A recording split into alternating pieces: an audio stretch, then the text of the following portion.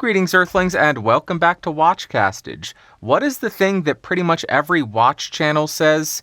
Every collection needs a G-Shock. I don't really agree with that. I think you should just buy whatever the hell you enjoy. But when I was getting back into watches, I wanted to find out what all the hubbub was about, and I have developed a bit of a problem, where I have acquired way too many square G-Shocks so that I can try to understand what I like about them, what I dislike about them, and that's what this video is. I am sharing my wearing experience over the last 3 years of Casio G-Shock Squares. First, let's look at the models that I tried over the last couple of years. It really is only 3 different models with a few different variations. The first one being the classic DW5600, the second being the GW-M5610, the third being the GW5000U or GM5000U, and then as far as the variations, I have the negative display pop punk looking blue and red or blue and orange. I tried the 1990s yellow and gray to try to get that nostalgia vibe, and then I have the orange NASA release because I like space. Here is how the GW-M5610 fits on my 6.5-inch wrist. I used to think this was way too big, but now I just love the sizing. I'll rotate it around. Of the G-Shocks I have, this is the tallest at 13 millimeters. Rotate around. All the G-Shocks do have the metal tang and buckle. Rotating back around, and there you go, the GW-M5610. Now here is what the backlight looks like on the GW-M5610. You can tell that it is incredibly easy to read. You can change the duration of the backlight on the GM5000U and on the newer models of the 5610, if I am not mistaken, but as far as reading these in the night, absolutely no problem whatsoever. Now I'm going to share what I really enjoyed while wearing the square G-Shocks over the last couple of years. The first thing is the functionality, not so much with the classic 5600, but more so with the 5610 and the 5000U. Both of these watches use Casio's tough solar movement. That means that they are solar powered and they are radio controlled, so you don't have to worry about the battery dying, and they are always going to be right on time. So as far as a grab and go watch, absolutely perfect functionality there. But on top of that, we also have a world timer. We get 4 alarms, so you can set a wake-up alarm, a start work, a stop work, and whenever Joe Bob Briggs is starting. We get a stopwatch or chronograph. We also get a countdown timer, and that is the functionality. Just a bunch of incredibly useful stuff, and pretty much everything I need in a wristwatch.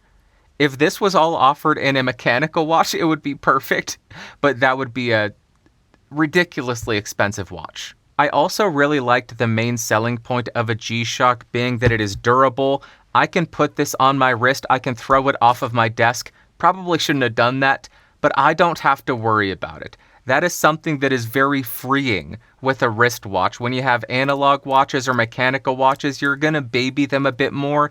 With a G-Shock, I didn't have to worry about it at all. Hey, look at that. You can't see it in that camera. There you go. It's still running. How great is that? Threw it over my shoulder. Not a problem. Talking about it being on the wrist, it is very lightweight, so this is another one of those situations where you will just forget that it's on the wrist. I know that is a played out statement, but it's true.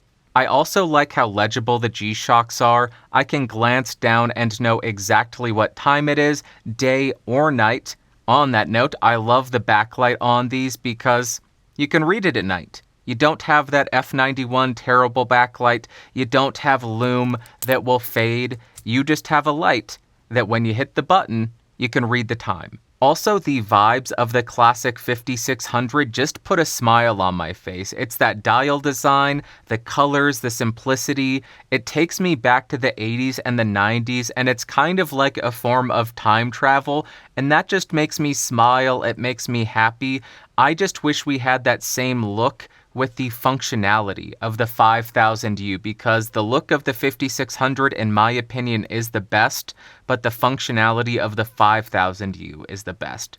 So the vibes really put a smile on my face. And the final thing that I really liked about the Square G-Shocks is I think they may be the ultimate no-brainer watch, especially the versions with the tough solar movement, because they'll always be charged up, they'll always be on time, they are relatively affordable, they are durable.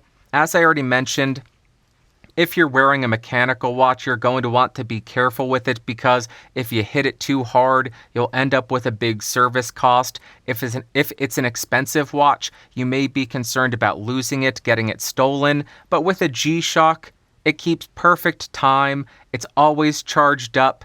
It's durable, so you don't have to worry about hitting it on anything. I can't speak. If it gets stolen or lost, you're not out thousands of dollars. It's the ultimate no-brainer watch to me. But then we get to what I didn't like about the Square G-Shocks, and just like any G-Shock or just like any watch with a resin strap, it really doesn't breathe too well, so I found my wrist getting quite sweaty. Also, I don't think the G-Shock really lends itself to dressier environments, certainly not formal events like weddings, maybe not for the office either, but in reality, I know a lot of people point this out, and I do think it's true. This doesn't really work for a super formal office, but I don't think most people give a crap what's on your wrist. I don't think the vast majority of people will notice.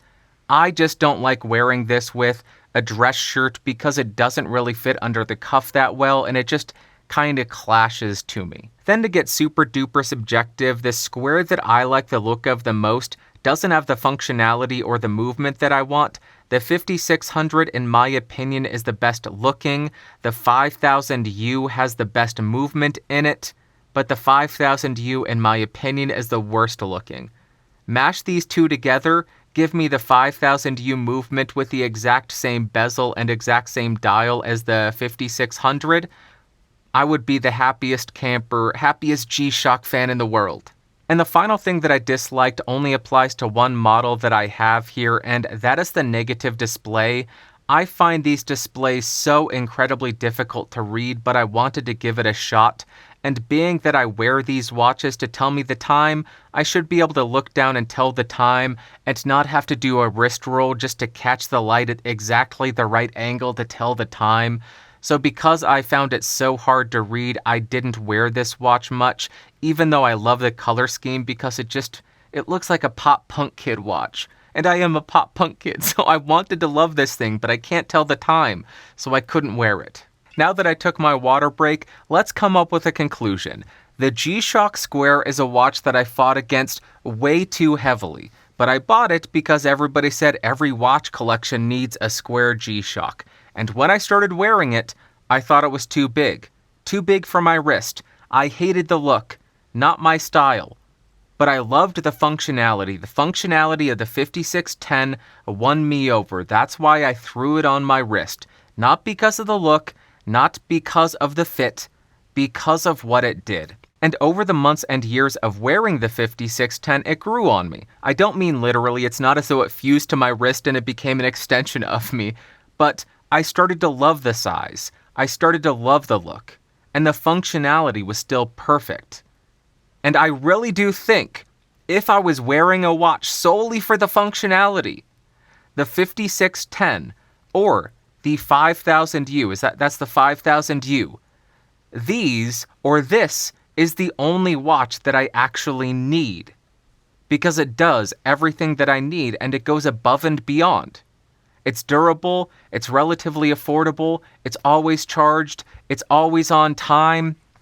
You can read it in the night, you have 4 alarms, it's a GMT, you have multiple time zones. What is there not to love about it? So it's the only watch that I need, but that just proves that this is a disease. This watch thing is a problem. That's why I'm going to continue to wear my Black Bay 58. It's why I will wear a Timex Weekender that has Snoopy on the dial that says Joe Cool. Because watch collecting is a disease. If you had told me If you had asked me, oh, what G-Shock do you want? 5 years ago, I would have said they all look the same. But now I can tell the difference between the 5600, the 5000U, and the 5610, and I want the 5000U module and the 5600K. It's a problem. It's a problem. That's all I'm trying to say. So buy the one that you enjoy, or if you don't enjoy them, don't buy them. But as far as a watch that's functional, the 5000U and the 5610 are pretty much perfect. They do everything that I need a watch to do and more. But don't get me wrong, I am going to continue to wear the classic 5600 because that dial and color just blow my mind.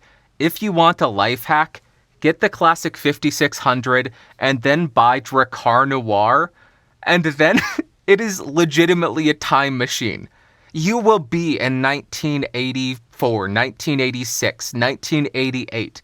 It is the coolest thing, and now I'm becoming Teddy Baldessar, talking about colognes and watches. I'm going to start my own store, and now I smell amazing. I want to go join Wall Street and become a millionaire and drive Ferraris and Lamborghinis and wear gold chains and do stuff that people did in the 80s. I'm telling you. It's a life hack. Buy that. Why am I doing this? Okay. And also, yes, the lavalier microphone is clipped to my hat. That's a secret. At least I think it's still clipped to my hat. Yes, it is. In Broadway, in plays, they clip lavalier microphones right to the performer's forehead. So, I am trying out this lav mic clipped to my hat. How did it work? We'll see. I am rambling now. Thank you so much for watching. I'll talk to you later. Bye-bye. Whoa.